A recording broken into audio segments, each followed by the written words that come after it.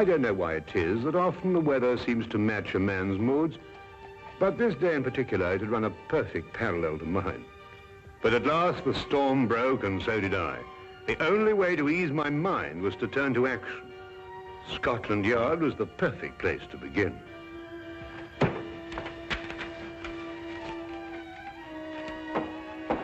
Inspector Lestrade, Wilkins, I must see him right away. I'm very sorry, Doctor. Inspector Lestrade's very busy. Will you tell him I'm here? I must see him. I'm very sorry, Doctor, but when Inspector Lestrade's in conflict... Oh! You know, Dr. Watson.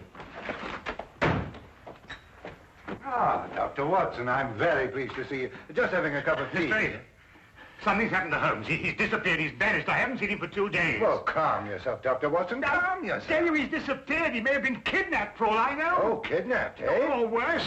Now, look here, Dr. Watson. Just because you haven't seen him for a couple of days doesn't necessarily mean to say that he's been No, kidnapped. quite. Well, if you want any proof, you can have it. There's no time. Dr. Come with me. It is positively infuriating to know that something is wrong and to find a man whom you can't convince. I don't mind saying that there are times when I find myself hard put to keep my patience with Inspector Lestrade. What more evidence do you need? What man going under his own volition would leave his razor behind? Oh, he probably has another one. No, he hasn't. Come on, I'll show you something else. Look, his violin out of its case. Well, what's that got to do with it? But he'd never leave his violin like that if he thought he'd be gone long. Treats it like a baby. And these concert tickets, we meant to have gone last night. Look here, Lestrade, I've been a friend of Holmes's too long not to realize the brutal truth behind all this. Well, the evidence certainly does seem to point us... Now look, we've got to track him down as he tracked down somebody else. You mean use his own methods of deduction? Exactly. Now, the odds are that he's disappeared on some case. So the best thing we can do is to go through his correspondence and see who might have employed him. Oh, look at this. Bills, advertisements, bills. It'd have to be at the end of everything, wouldn't it? Now, what have we here? Chap wants Holmes to investigate his neighbor. He says a lot of people go into the house and nobody ever comes out. What do you make of that? Well, Now, look, you see that's a left-handed writer, and by the feel of the paper, I'd say he was in pretty good circumstances. Yes, well... Well, attention to details. That's the secret of Holmes' success. You see, we already know something about the writer before we meet him. Yes, there's only one thing, though. Sherlock Holmes' disappearance had nothing to do with him. Oh, why? This letter's dated 2 years ago. What? Yes, so it is. Well, where else would he keep his correspondence? Oh, anywhere on the chandelier, if it wasn't too much effort to get up there. Well, let's have a look around. Oh, going through Holmes' things would take a month. No, we'd best get another approach. Well, have you any ideas? Wait.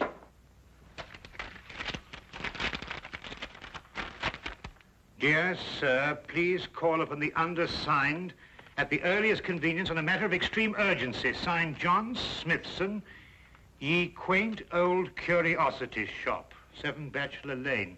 It's dated 3 days ago. You know, this might be it. You're right. It is. Come on, Lestrade. Holmes' life may depend on our speed.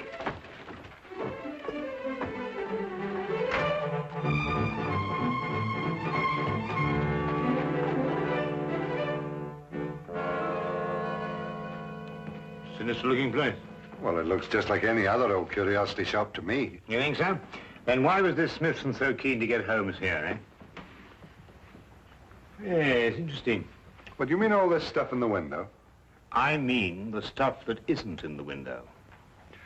Look, I don't understand you, Dr. Watson. What do you mean? Well, it's perfectly obvious, isn't it? No. Oh, isn't it? Well, we won't get anywhere standing here. Come on. Wait a minute, Dr. Watson. I still don't know what you mean by all this stuff that isn't in the window. Come along, Lestrade.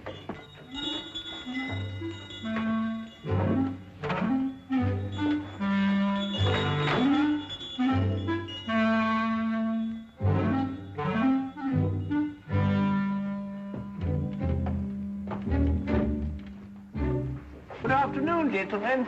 Good afternoon. You, I presume, are the proprietor, John Smithson. Yes, that is correct, sir. That is correct.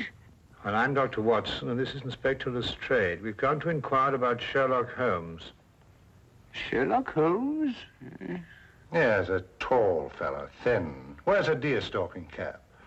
I'm afraid I've never met the gentleman, no. But you wrote him a letter saying you wished to see him on a matter of extreme urgency. You must be mistaken, sir. I'll take a look at this letter.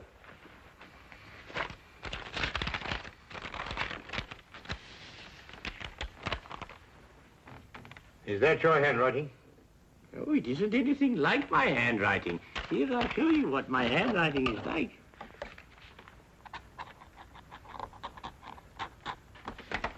Do you notice any resemblance between the two? Well, no. Well, then who could have written it? I couldn't say. Perhaps a practical joke.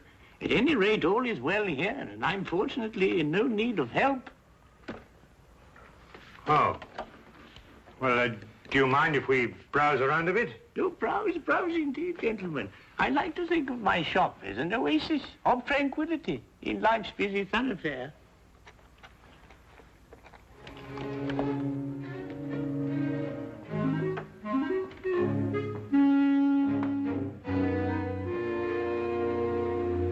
What are you doing? I'm looking for evidence that Holmes was here. Well, you heard what he said. Yes, I don't believe a word of that. There's something about him. I don't trust him. It's as if I'd seen him before somewhere. Well, that's not very scientific. No, perhaps not. But I'd like to have a look round anyway.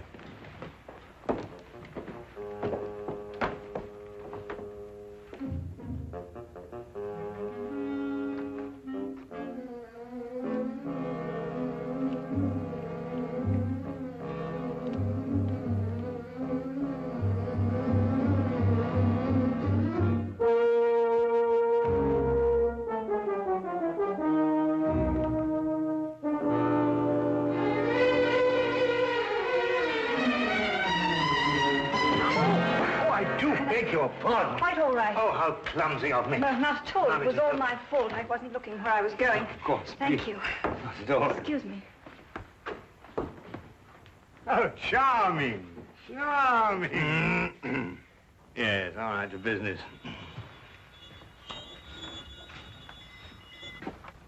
Ivanhoe. I must remind myself to read that again sometime. What's this? Proper deportment of young ladies in polite society. What a fabulous title. I'm afraid that book is not for sale. What do you mean, not for sale? I understand everything in this shop is for sale. Yes, everything except the books on that shelf, sir. And now the shop is closing. Nearly? 2 o'clock in the afternoon? Yes, for repairs. I have the decorators coming in. I'm afraid I must ask you to leave, young man.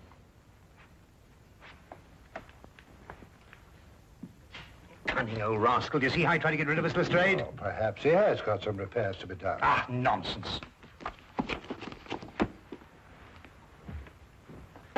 I insist on buying that book. Been looking for it for years. The proper deportment of young ladies in polite society. Precisely. I've been meaning to read that since I was a lad. Very well, young man.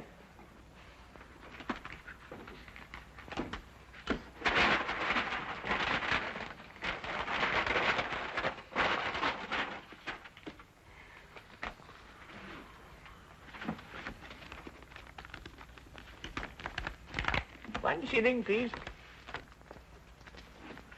Thank you. Thank you. Go on, Lestrade.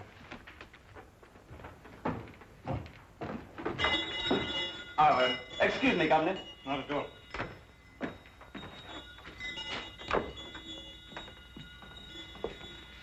There's something about that Smithson I don't like. Look, this isn't the book I bought. It's much smaller. Safari through darkest Africa. Why, the chap's nothing but a crook. Oh, this is much more interesting than that other one. Look here. You and I are going straight on back in. Now listen, while I keep you in conversation, you scout around a bit. Well, he'll suspect we're up to something. No, of course he won't. Holmes and I did this in that red-headed league affair. Worked perfectly. Come on.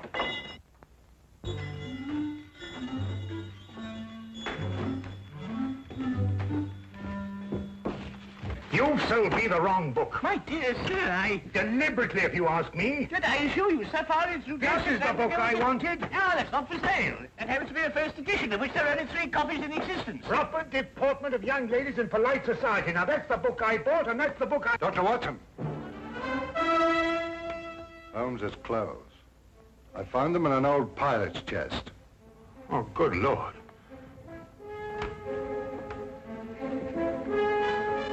With blood stains. You thief! What have you done with him? You're under arrest, sir, and I warn you, anything you say will be taken down, and maybe you... There you go, stop him! Don't let him get away! Oh, no, you don't. Watson! Lestrade, you idiots! Get out of the way! Oh, oh!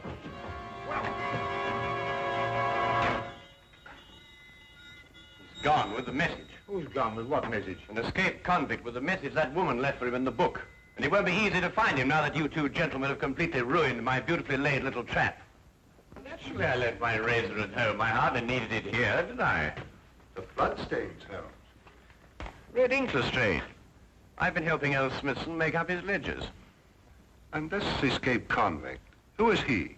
John Carson. I expect you've had a report on him. Carson? Why, he got a life sentence for killing a man with a cleaver. That's him. He was using this shop as a message center, planting and picking up messages here from that book that you were so intent on buying. Oh, yeah. Proper deportment for young ladies in polite society.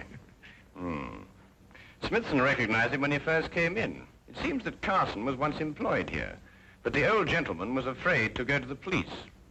Why? Because Carson threatened to kill him if he did, so he sent for me instead. Hence my little disguise. You were waiting to nab Carson when he came in here for a message. Exactly. Oh, and we ruined it all. Oh, that's all right, Watson. The best laid plans of mice and men, you know. However, if we can trace the girl, then I... That'll be as hard as tracing Carson himself. Oh, I don't think it'd be all that difficult. It seems the good doctor has something up his sleeve. Only the name and address where the girl works. Well, how the deuce do you know that? Well, when I knocked her handbag out of her hand, I found a piece of paper, and on it was her hours of work and salary due to her. With the letterhead of the shop on the paper? Well done, Watson. Oh, it's nothing really. Pierre's dress shop, 17 Cottington Street. You know, I'd say that girl had the look of a mannequin about her. Don't you agree? Well, you know, Watson, I'm almost afraid not to.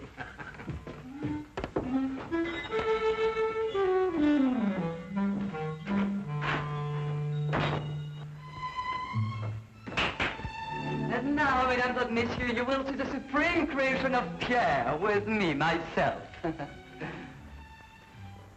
Your niece, monsieur.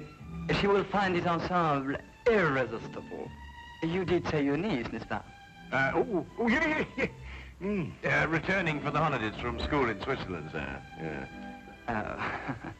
Oh, it's exquisite, no? Such symmetry, such subtle lines.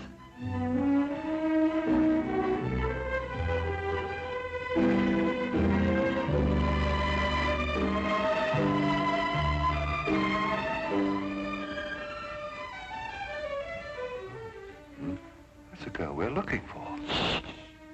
Observe how it hints, but with such discretion. Oh, la jeunesse, la youth. I say it's a bit daring, isn't it? But it's daring age, monsieur, and now the 20th century.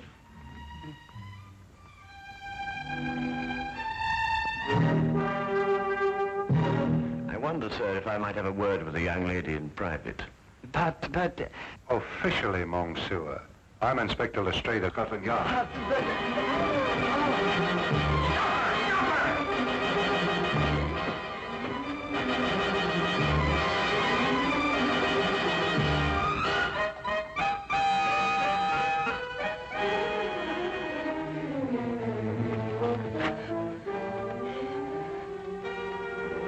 It really isn't any use, you know, even if you ran away.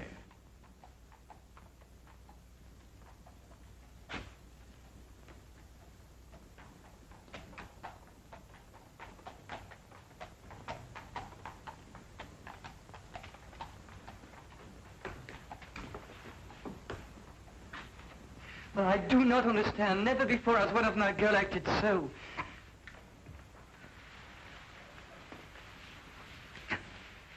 Would you mind telling me where he's hiding now, miss? I don't know. I swear I don't. And yet you left a message for him. A gentleman friend gave me the message and told me to leave it in the book. Probably a pal of Carson's, if she's telling the truth. What was in the message? There was just a name and an address. I see. And what was the name? Jeremiah Westlake. I forget the address. Jeremiah Westlake. There was once a judge called Jeremiah Westlake. He retired several years ago. Yes, and I think we'll discover that Jeremiah Westlake was the judge who gave Carson his life sentence. And now Carson is looking for him. And now Carson is looking for him.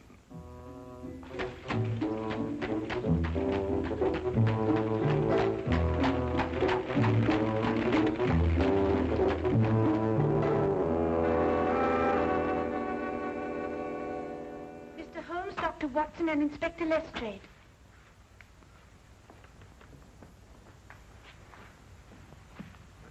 Who's she talking to? Well, what do you want? Court's now in session. State your case. Speak up, Mr. Holmes. Or has the cat got your tongue? Judge Westlake, I presume? Former Judge Westlake? Did Sherlock Holmes ever hear of him, Middleman? No. You're confusing him with the other Sherlock Holmes, the famous pastry chef. Oh, I never eat pastry. Disagrees with me. Of course, there's still another Sherlock Holmes, a third one, the famous detective. Oh, that one. Well, young man, say your piece. Court adjourns in exactly 1 minute. 10 years ago, you sentenced a man called John Carson to a term of life imprisonment for murder. Carson? G'day, Middleman. That'd be the Butcher Cleaver case. Murdered a man with it. Oh, yes. Unpleasant chap, Carson, if I remember correctly. Well, Mr. Holmes? When you sentenced him, he swore to kill you. Did he? Well, what of it? They all do. Routine. Well, he's just escaped from prison and has learned your address. Nonsense. Bluff. Sheer bluff. Yes, Middleman? They all bluff, young man. I wouldn't sleep a wink if I believed everything they swore to do to the judge. Sleep like tops, the two of us. In bed at 10 and up at 6.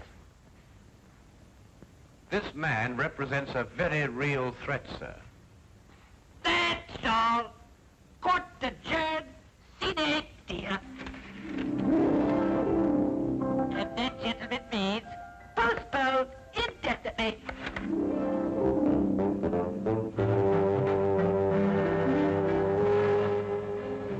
Do forgive us our little whimsy, gentlemen. Hobby, you know. They're our children, really. We have no others, you see. It's a delightful hobby, Mrs. Westlake. About this man Carson, sir. With your permission, I'd like to place a guard in the house. Until we apprehend him, of course. Oh, dear me, no. Tumbling heaven knows what all over the place. I wouldn't hear of it, Inspector. We appreciate it, though. Speaking as a medical man, sir, knowing this murderer's mentality, I must advise you to... Sorry, Doctor, but we can't give in to idle threats. Why, we wouldn't have any law if we did. Won't you gentlemen join us for tea? Thank you, Mrs. Westlake, but perhaps another time. No, you mustn't take these things so seriously. Good day, Mrs. Westlake, and thank you. Good day, Mr. Holmes. Do come again sometime. You must see our Punch and Judy. With pleasure. All the same, sir, I'm going to station my men outside the house. Well, all right, but tell them not to step on my petunias.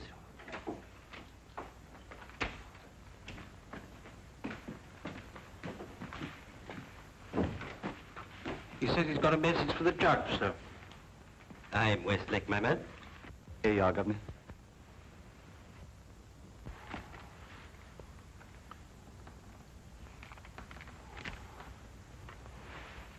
Dear Judge, I'm one of your old court attendants. I'm on me deathbed and I've got to make out me will for me little granddaughter. Will you come and help me and oblige? John Casket, 67 Clifton Road. Ever have a court attendant called John Casket, sir? Well, it's hard to say. I've had so many court attendants. Who gave you this note? Bloke on the street, sir. But he said to tell the judge he was in bed dying. What do you look like? How about this eye, sir? Thin face, seedy looking, if you know what I mean. That's Carson, all right. What's he pay you? A couple of bob, sir. Oh, there you are, sir. Just the sort of thing to send you off on an errand of mercy to your death. Dear me, I never cease to marvel at the duplicity of human nature. Can I get the 2 bob, sir? Oh, yes, yes. Oh, thank you kindly, Governor. Well, Holmes, we've got him. 67 Clifton Road. Yes, Wilkins. Yes, sir. Get the men together. We're going to Clifton Road. Not so fast, Lestrade. This might be a ruse. Of course it's a ruse. Of another kind. To get you to abandon the police cordon round the house. Oh, I see what you mean. Oh, well, if that's his idea, he's in for a surprise. I'm going to keep the cordon here. Good idea, Lestrade. Now, don't you worry, sir. Why, not the least bit alarmed, sir. I'm going to have my tea.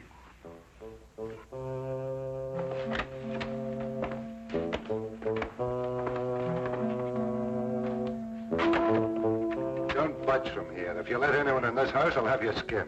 Yes, sir. Come on.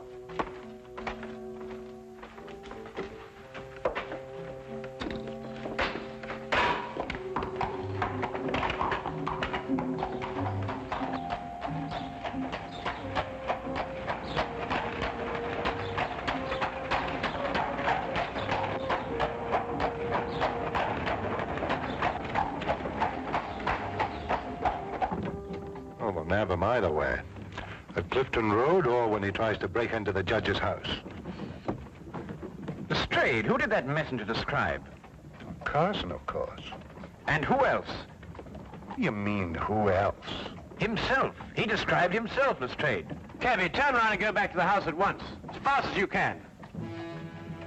At last, I understood the cause for Holmes' concern. We had gone off and left the killer with the very man he'd sworn to kill. John Carson wasn't the kind of man to miss an opportunity like this.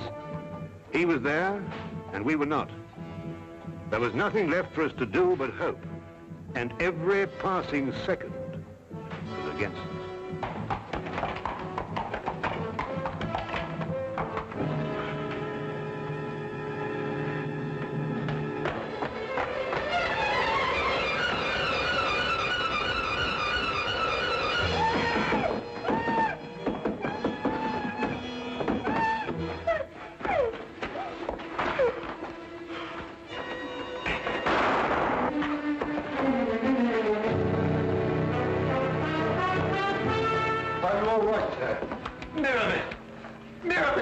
She's coming around, sir. The maid's all right. Mrs. Westlake. No, not too serious. Only suffering from shock. It's all right, dear. It's all over now. Jeremiah. Jeremiah, are you all right? Yes, dear. Oh, that terrible man. Oh, dear. Our poor children. But I don't think they're damaged, dear. Sometimes I forget they're not real.